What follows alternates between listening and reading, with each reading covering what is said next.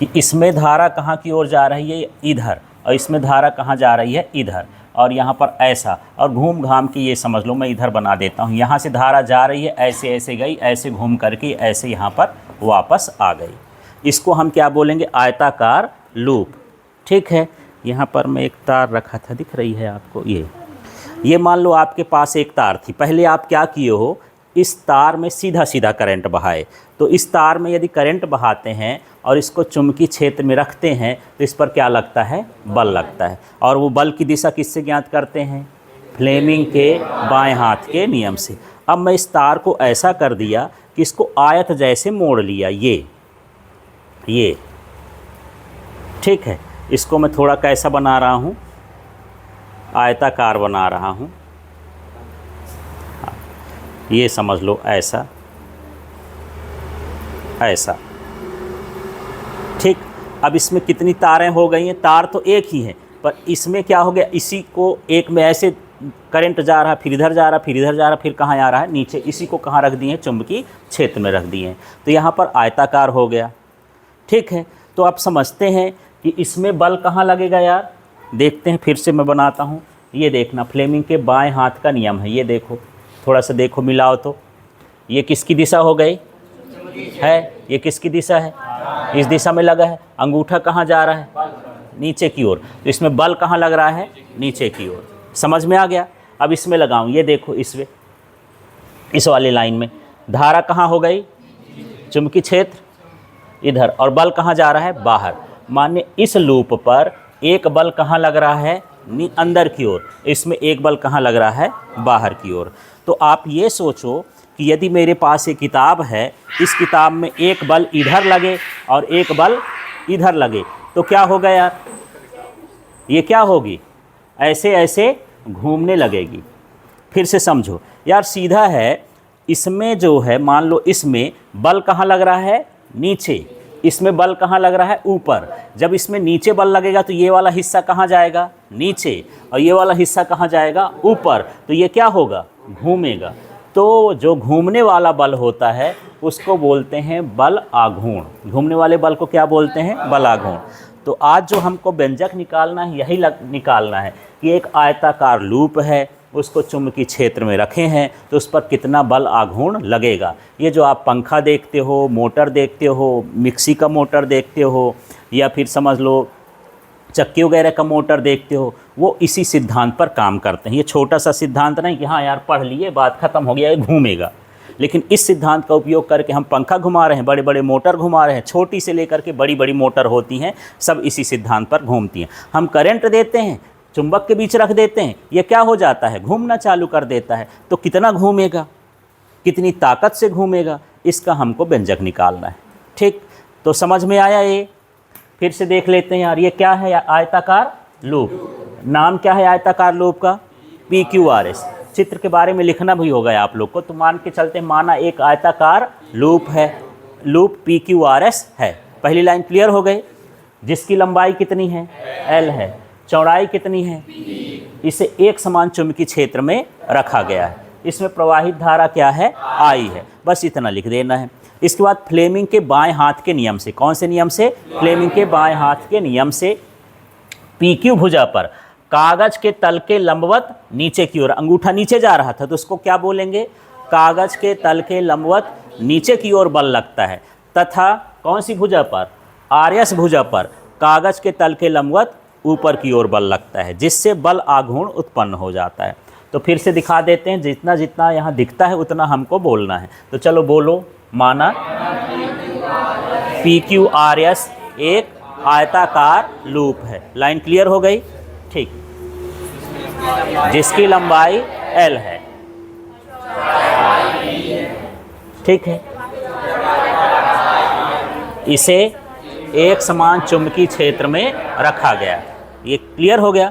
फिर फ्लेमिंग के बाएं हाथ के नियमानुसार, ठीक है, PQ भुजा पर क्या बोलोगे, PQ भुजा पर कागज के तल के लंबवत, आप लोग कागज में चित्र बनाओगे तो उस हिसाब से क्या हो गया, कागज के तल के लंबवत कहाँ की ओर, नीचे की ओर बल लगता है। और RS भुजा पर कागज के तल के लंबवत ऊपर की ओर बल लगता है, जिससे बल आघूर्ण उत्पन्न होता है। बल आघूर्ण का मतलब घुमाने वाला बल। ठीक है, तो इसकी दिशा समझ में आ गई कि कैसे लग रहा है नीचे की ओर। एक बार फिर सेट कर दूं और देख लो, फिर से देखो, ये क्या है, तर्जनी, क्या बताएगा, चुंबकीय क्षेत्र। ये क्या है, धारा। दो चीज़ हमको पता है, अंगूठा जहाँ जाएगा जाने देंगे। तो ये चुंबकीय क्षेत्र कहाँ हो गया, नीचे। और ये देखो ऐसे कंडीशन में बनेगा चित्र, देख लो, ये लाइन है जो चुंबकीय क्षेत्र, ये तीर है जो ये है, और अंगूठा कहाँ जा रहा है, नीचे। तो यही अब बोलते हैं पी की भुजा पर जो बल लगेगा वो कागज़ के तल के लंबवत नीचे की ओर लगेगा। ठीक है, और इसमें देख लो, अब यहाँ पर मिलाओ, ये थोड़ा ज़्यादा साफ साफ दिख रहा है। ये चुंबकीय क्षेत्र है, ये जो डॉट डॉट लाइन है, और ये जो नीचे की ओर है ये क्या है, धारा। ये तीर लगा है धारा, तो बल कहाँ जा रहा है, ऊपर। तो आर एस भुजा पर जो बल लगेगा वो कागज़ के तल के लंबवत कहाँ लगेगा, बाहर की ओर, है ना। उसको बाहर की ओर लिख सकते हैं, उसको अंदर की ओर लिख सकते हैं। क्लियर हो गया। ठीक है, तो चलो अब आगे हम बढ़ चलते हैं इसमें।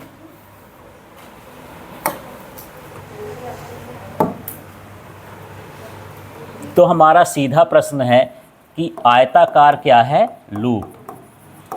आयताकार धारावाही लूप पर चुंबकीय क्षेत्र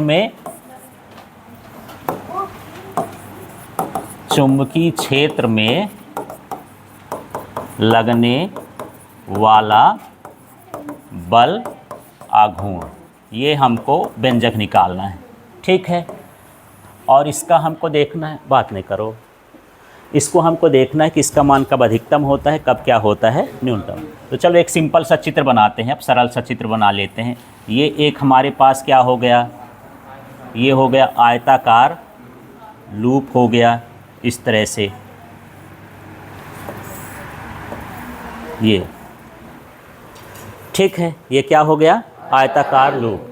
ठीक है, इसकी लंबाई कितनी है यार, हाँ, इसकी लंबाई कितनी हो गई, L हो गई। इसकी चौड़ाई कितनी हो गई, ये क्या हो गया, B हो गया। इसमें प्रवाहित धारा क्या है यार, I। ठीक है, यहाँ से धारा जा रही है, यहाँ से धारा ऐसे ऐसे बना सकते हो, यहाँ धारा क्या हो रही, आ रही। या ऐसा नहीं कि धारा इसी भर में पूरे तार में बह रही है यहाँ से यहाँ तक। ठीक है, चित्र बन गया यार। और इसको चुंबकीय क्षेत्र में रखा गया है, तो चुंबक न बना के हम क्या लिख दें, B लिख दें। ये एक समान चुंबकीय क्षेत्र में रखा हुआ। ठीक, और इसका नाम रह गया है ये चारों कोण P Q R S। ठीक है, इस पर कहाँ बल लग रहा था, फिर से बना देता हूँ। ये फ्लेमिंग के बाएं हाथ का नियम हो गया, धारा ऐसे जा रही है, देखो मिलाओ तो सब, ये क्या हो गया, चुंबकीय क्षेत्र। सही है, ये धारा कहाँ है, ऊपर, ये अंगूठा कहाँ जा रहा है, नीचे। तो इसमें बल लगेगा कहाँ की ओर, नीचे की ओर। ठीक, अब इसमें बना लेता हूँ, ये ऐसे बनेगा, मिलाओ भला। इस लाइन के लिए धारा कहाँ है, नीचे, चुंबकीय क्षेत्र उधर, बल कहाँ लग रहा है, ऊपर। तो इसको मैं ये ऐसे बना देता हूँ, ये क्या हो गया, F। ठीक है, अब ये जो लास्ट वाला हिस्सा है, B वाला हिस्सा, इसको तिरछा बना रहा हूँ। तिरछा का मतलब मान के चलो कि अभी ये कापी देख रहे हैं तो ऊपर सीधा सीधा दिख रहा है, यदि मैं ऐसा कर दूँ तो ये कैसा दिखेगा, तिरछा दिखेगा। तो थोड़ा से जो B वाला हिस्सा है, QR वाला हिस्सा, उसको मैं ऐसे बना रहा हूँ, तिरछा। ठीक है, ये कौन सा हिस्सा है, Q, और ये क्या हो गया, R। इसका मान देखो QR का क्या है, B। समझ में आ रहा है, ये नज़रिया है देखने का। हम ऐसा रखें, एक बार ऐसा रख दिए तो तिरछा दिखने लगेगा। बात समझ में आ रही है। ठीक है, अब इसको भी मान के चलो कि ये कहाँ पर रखा है, चुंबकीय क्षेत्र पर रखा है।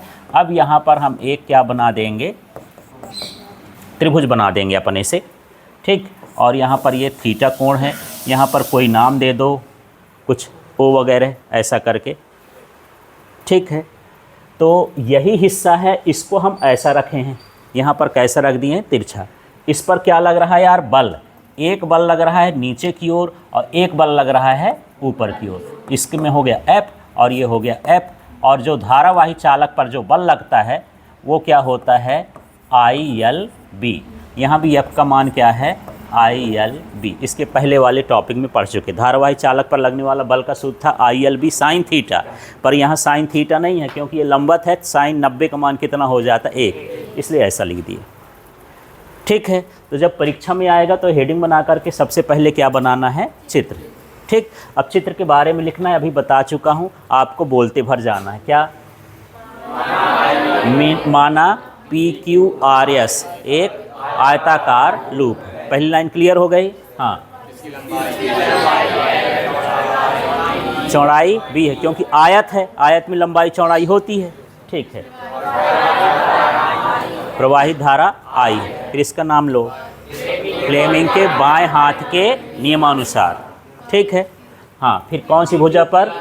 PQ भुजा पर कागज़ के तल के लंबवत नीचे की ओर, और RS भुजा पर कागज़ के तल के लंबवत ऊपर की ओर बल लगता है, जिससे बल आघूर्ण उत्पन्न हो जाता है।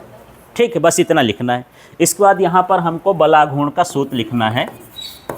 ये बल आघूर्ण का सूत्र जो होता है, ये होता है एक बल और गुणे होता है लंबवत दूरी। ये बलों के बीच की लंबवत दूरी होती है, सूत्र होता है? हाँ, दोनों चित्र बनेगा। ठीक है, उसमें थोड़ा सा हमको लंबवत दूरी के लंब ढूंढने के लिए वो चित्र बनाना पड़ता है। अब बल आघूर्ण को किससे लिखते हैं यार? टाउ से। तो यहाँ पर मैं लिख दिया क्या? टाउ। इसके बाद एक बल, तो यहाँ पर कितने बल हैं? दो। अभी बोले ना, एक इस भुजा पर लगता है नीचे की ओर, इस भुजा पर कहाँ लगता है? ऊपर की ओर। तो दोनों बल नहीं लिखना है, उसमें से कितना लिखना है? एक, क्योंकि दोनों का मान तो बराबर है ना। तो मैं क्या लिख दूँ? ILB। ये बल का मान है ना, F = ILB। ठीक। अब इसमें लंब ढूंढो। लंबवत दूरी का मतलब ये त्रिभुज सिर्फ इसलिए है कि यहाँ पर लंब का पता चल जाए। इस चित्र में लंब का पता लगाओ। OR इसका क्या है? लंब है ना। कोण के सामने वाली भुजा लंब होती है, और इसको ऐसे बनाना कि ये कैसा त्रिभुज दिखे? समकोण त्रिभुज दिखे। ठीक है, तो यहाँ पर लंब कितना हो गया? OR। ये लाइन क्लियर हुई? अब आगे बढ़ जाते हैं। टाउ बराबर क्या हो गया? ILB। अब OR का मान चाहिए, तो यहाँ पर साइन थीटा बराबर क्या होता है यार? साइन थीटा बराबर लंब बटे कर्ण, है ना। तो यहाँ पर मैं लिखता हूँ साइन थीटा। चित्र में ढूंढो, तो इसमें ढूंढना है समकोण त्रिभुज में। लंब ढूंढो क्या है? OR। कर्ण ढूंढो इसमें QR। QR का मान भी है क्या कुछ? QR का मान क्या है? B। तो डायरेक्ट B लिख दूँ। ठीक है, तो सिंपल सा सूत्र है ये। B का इधर गुणा कर दोगे तो क्या हो जाएगा? B sine theta. इधर क्या बचा? OR। ऐसे हो जाएगा। तो यहाँ पर क्या लिखा है? OR। यहाँ भी क्या लिखा है? OR। तो OR का मान कुछ पता चल गया। तो यहाँ पर क्या लिख दूँ? B sine theta. ठीक है, अब इसमें हम क्या करेंगे? टाउ = मैं लिख देता हूँ IAB साइन थीटा। थोड़ा इसमें पता लगाओ कि कौन सी चीज़ गायब है इसमें। L गायब है और स्मॉल b गायब है। दो ठो b थे ना। L माने क्या था? लंबाई।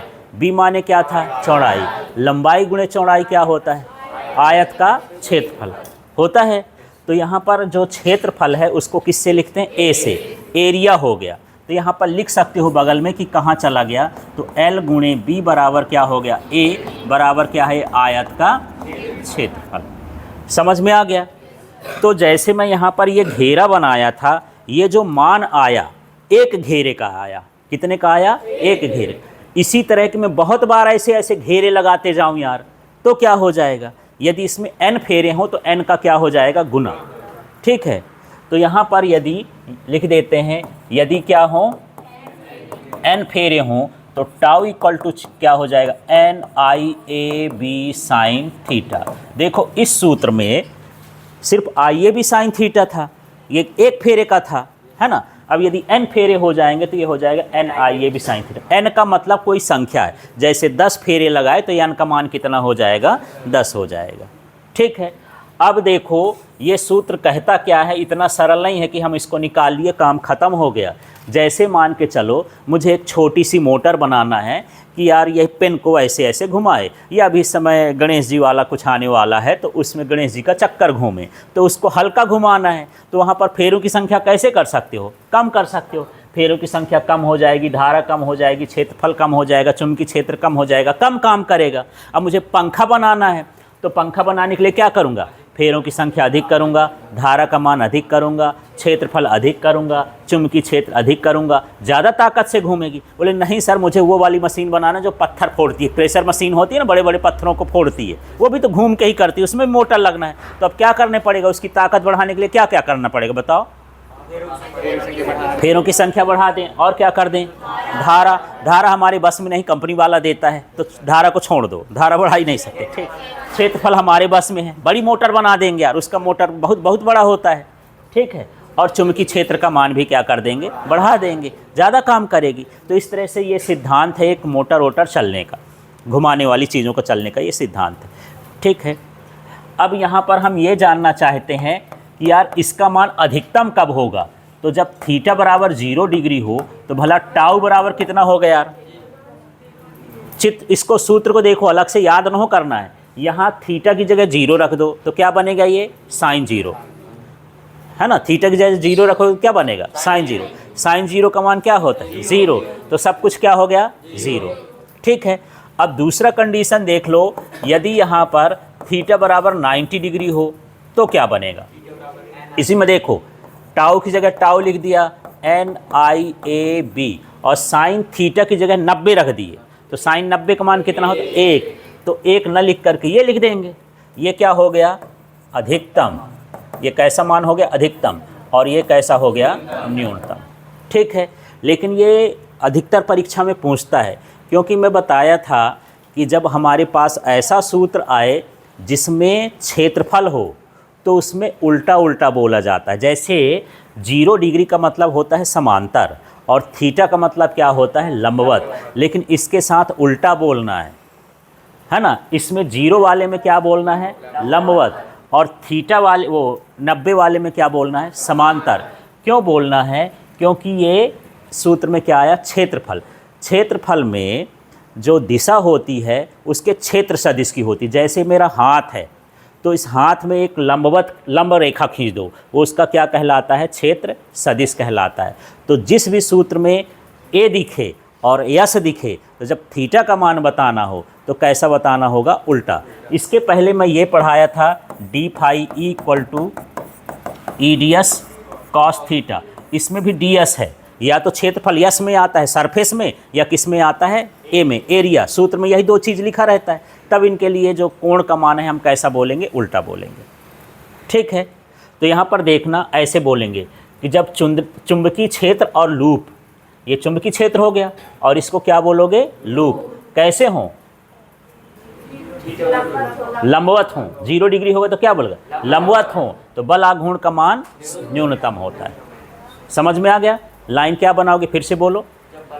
जब इसका, हाँ, इसका नाम लो चुंबकीय क्षेत्र, फिर इसका नाम लो लूप, है ना। तो जब चुंबकीय क्षेत्र और लूप कैसे हों? चुंबकीय क्षेत्र यहाँ लंबवत हों, तो जो बल आघूर्ण होता है वो क्या होता है? न्यूनतम होता है। ठीक है, और इसमें अब क्या बोलोगे? फिर से यही लाइन, चुंबकीय क्षेत्र और लूप कैसे हों? समांतर हों, तो बल आघूर्ण का मान कैसा होता है? अधिकतम होता है। ठीक है, तो मुझे ये बताओ, एक ये भी सूत्र पढ़ें शुरू में, tau equal to PE sine theta. यदि मैं यहाँ पर थीटा बराबर 0 लिख दूँ और इसमें बोलूँ कि ये है वैद्युत द्विध्रुव, ये विद्युत क्षेत्र, ये बताओ ये समांतर है कि लंबवत? हाँ, इसमें समांतर बोलेंगे कि जब वैद्युत द्विध्रुव और चुंबकीय क्षेत्र समांतर हों, विद्युत क्षेत्र क्या हो? समांतर। क्यों बोलेंगे यार? इसमें तो सीधा सीधा बोलते हैं, इसमें उल्टा उल्टा बोलते हैं। इसमें क्या है? क्षेत्रफल है, इसमें क्षेत्रफल नहीं है। क्षेत्रफल कैसे पहचानोगे कि किसी सूत्र में क्षेत्रफल है? या तो क्या आएगा? A, या क्या आएगा? S। समझ में आ गया? ठीक, तो अब आपको ये पूरा काम करना है और एक मुझे क्वेश्चन और बताना है, इसलिए ध्यान से समझो अब क्या क्या करोगे। सबसे पहले हेडिंग बना देना, आयताकार धारावाही लूप पर चुंबकीय क्षेत्र में लगने वाला बल आघूर्ण। ठीक है, ये दोनों आप क्या बनाओगे? चित्र के बारे में लिखना है, जैसे अभी बताया हूँ। एक बार फिर बता देता हूँ, आप लोग को बोलना नहीं, सिर्फ सुनना है। ठीक है, माना PQRS आयताकार लूप है जिसकी लंबाई L, चौड़ाई B, प्रवाहित धारा I है।